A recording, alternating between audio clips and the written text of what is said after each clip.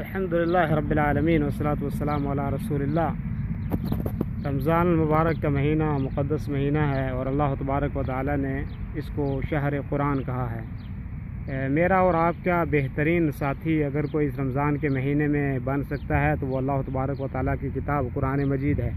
قرآن مجید بہترین ساتھی ہے انسان کا، جو انسان کو ہر راستے پر انسان کی رہنمائی کرتا ہے۔ اللہ تبارک و تعالی کی آخری کتاب ہے۔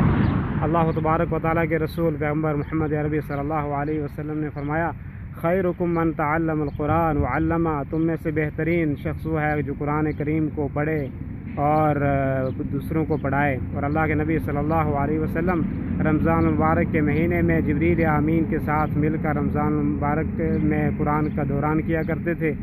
اور بہترین ساتھی انسان کا کوئی اگر دنیا میں ہو سکتا ہے، اگر آپ حافظ قرآن ہیں تو آپ قرآن کریم میں سے آپ زبانی پڑھیے، اگر آپ غیر حافظ قرآن ہیں تو آپ قرآن میں سے دیکھ کے پڑھیے، اور اگر آپ سفر میں ہیں تو قرآن کریم کو اپنے ساتھ لے جائیے، نہیں تو اپنے موبائل میں سے آپ پڑھیے۔ اور اللہ کے نبی صلی اللہ علیہ وسلم نے فرمایا، شفیعا لاصحابہ، قیامت کے دن یہ اپنے ساتھیوں کے لیے سفارش کا ذریعہ بنے گا، سفارش کرے گا اپنے ساتھیوں کے لیے، اپنے پڑھنے والوں کے لیے یہ سفارش کرے گا کہ یہ بندہ رات کو جاگتا تھا اور قرآن کریم کو پڑھتا تھا اور اس کی تلاوت کرتا تھا۔ اور اللہ کے نبی صلی اللہ علیہ وسلم نے فرمایا، اقرأ وارتقی ورتل، اور قیامت کے دن انسان جس طریقے سے جتنا آدمی کو قرآن یاد ہوگا اسی طریقے سے وہ پڑھتا جائے گا، اور جو منزلیں ہوں گی جنت کی وہ اسی طریقے سے عبور کرتا جائے گا، اور جنتوں کے درجات کو کی بلندی کو حاصل کرتا جائے گا، وہ جیسے کہ اس نے قرآن یاد کیا۔ اور اللہ کے نبی صلی اللہ علیہ وسلم نے فرمایا کہ وہ آدمی کہ جس کے سینے میں قرآن میں سے کچھ نہیں ہے وہ ایسے ہی ہے جیسے کہ ایک ویران گھر ہے۔ تو قرآن جو آدمی پڑھے گا وہ بھی مقدس ہے۔ اور سلف نے فرمایا کہ اہل القرآن ہم اہل اللہ، قرآن کو پڑھنے والے وہی اولیاء اللہ ہیں، وہی اللہ کے ماننے والے ہیں، وہی لوگ ولی ہیں۔ اور جس گھر میں پڑھا جائے گا وہ بھی رحمت و برکت کا گھر ہوگا، جو آدمی پڑھے گا وہ بھی مبارک ہوگا، جس جگہ میں پڑھا جائے گا وہ جگہ بھی مبارک ہوگی۔ بہترین غموں کا علاج اللہ نے اس کتاب کے اندر رکھا ہے، بیماریوں کی شفا اللہ تبارک و تعالی نے اس قرآن کریم کے اندر رکھی ہے۔ میری اور آپ کی ہر تکلیف کا حل اللہ تبارک و تعالی نے اس کے لیے اس کے اندر رکھی ہے۔ ہر طرح سے اللہ تبارک و تعالی نے اس کو بابرکت بنایا ہے۔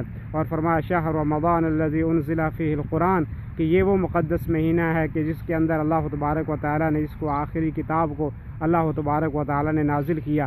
ساری امت کے لیے خیر ہے یہ، اور خیر کا مہینہ ہے یہ۔ اس لیے میرا اور آپ کا بہترین ساتھی، بہترین جلیس، جس کے ساتھ ہم بیٹھتے ہوں، جس کے ساتھ اٹھتے ہوں، وہ قرآن کریم ہونا چاہیے۔ رمضان کے بقیہ ایام میں کوشش کریں کہ میں اور آپ کم از کم پورے رمضان میں ایک قرآن ختم کریں، اور اگر اس سے زیادہ توفیق ہو تو اور زیادہ قرآن کریم میں سے جتنا ہو سکے اس کو ہم پڑھیں۔